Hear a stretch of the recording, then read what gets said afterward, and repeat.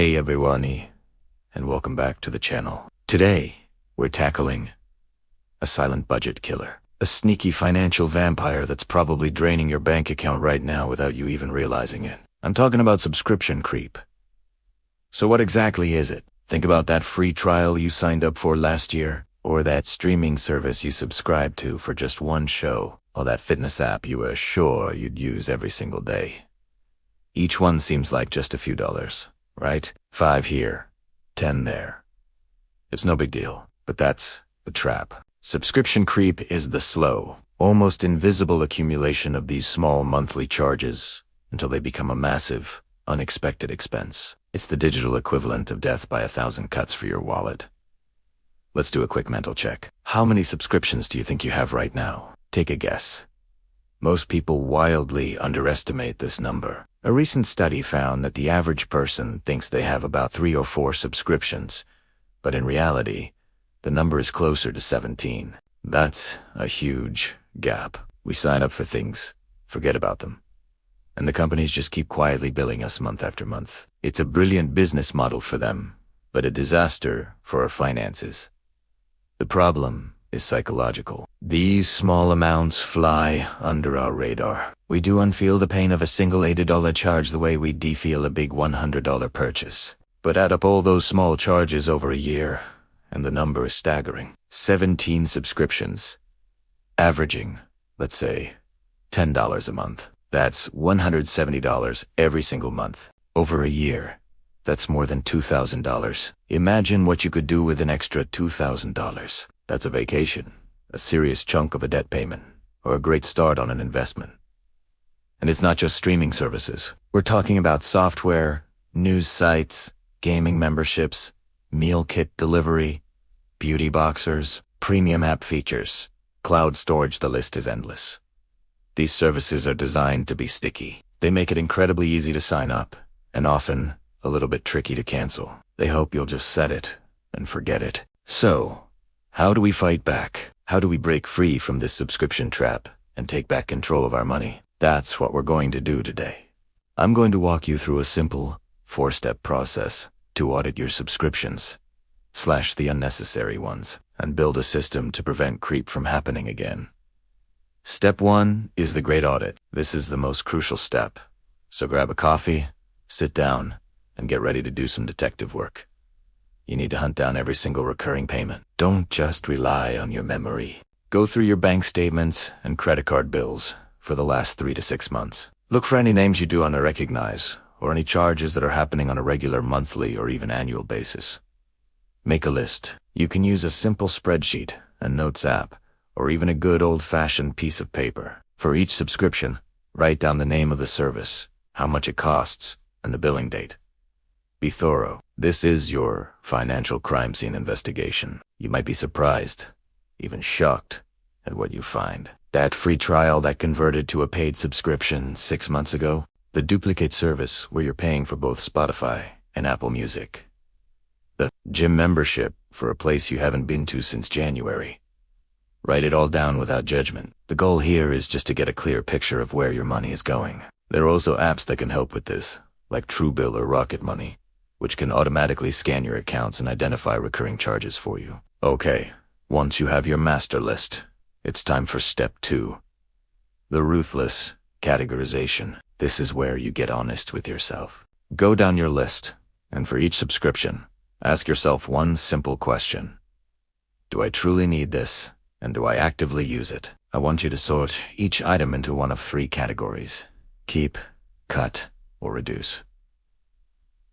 Let's break these down. The keep category is for your non-negotiables. These are the services you use constantly and get real value from. For me, that's my video editing software and my main music streaming service. These are tools of my trade or things that genuinely improve my daily life.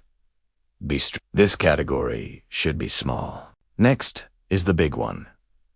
The cut category. This is for everything else.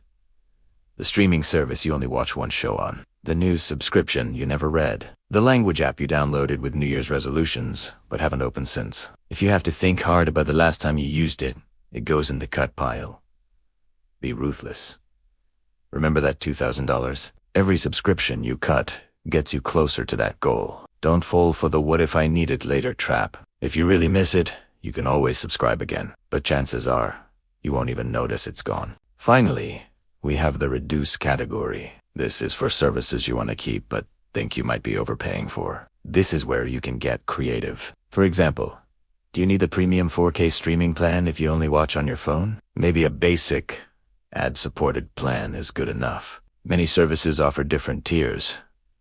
You can also look for family plans. Could you bundle your streaming services with your cell phone provider for a discount? Or maybe you and a roommate can share an account just to make sure you're refollowing the service's terms of use. Full software check.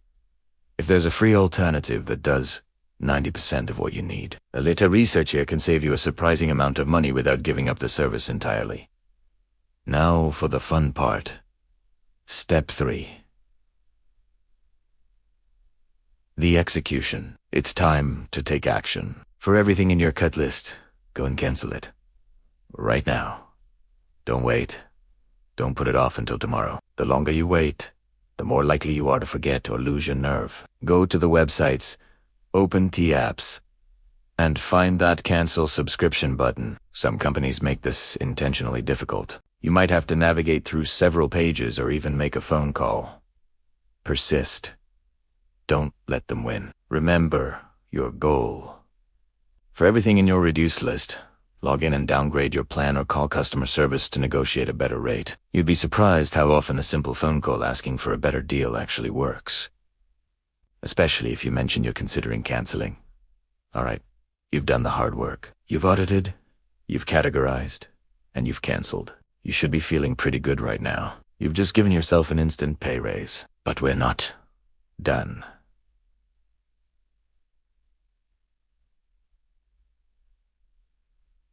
But we're not done. The final and most important step is step 4. Prevention. How do we stop subscription creep from sneaking back into our lives? First, create a subscription budget. Decide on a total monthly amount you're willing to spend on all recurring services. When you want to sign up for something new, you have to make sure it fits within that budget. If it doesn't, you either have to cancel something else to make room or decide against it. This turns an unconscious habit into a conscious choice. Second, be wary of free trials. They are the gateway drug to subscription creep. Before you sign up for any free trial, immediately put a reminder in your phone's calendar for 2 days before the trial ends. That reminder should say, "Cancel my free trial for X service." This way, you get a prompt to make a conscious decision about whether you want to pay for it before the charge hits your card. Third, consider using a virtual credit card or a specific prepaid card for all your subscriptions. You can load it with your monthly subscription budget. This way, if you forget to cancel something, the charge will simply be declined because there aren't enough funds. It's a fantastic failsafe. And finally, schedule a subscription audit every 6 months. Put it in your calendar right now. This is like a regular financial checkup. It ensures that no new sneaky subscriptions have crept in and helps you reassess if your Keep subscriptions are still providing value. Taking control of subscription creep is one of the easiest and fastest ways to free up a significant amount of money in your budget. It's about being intentional with your spending and making sure your money is working for you, not for a dozen companies you've forgotten you're even paying. So, your homework for today is to start step 1. Go through your statements and make that list. I promise you, the feeling of empowerment you get from cutting those unnecessary costs and seeing your savings grow is totally worth the effort. Let me know in the comments below what is the most surprising subscription you have found you were still paying for. I'd love to hear your stories. Thanks for watching, and if you found this helpful, don't forget to like this video and subscribe for more tips on how to manage your money and live a better life. See you in the next one.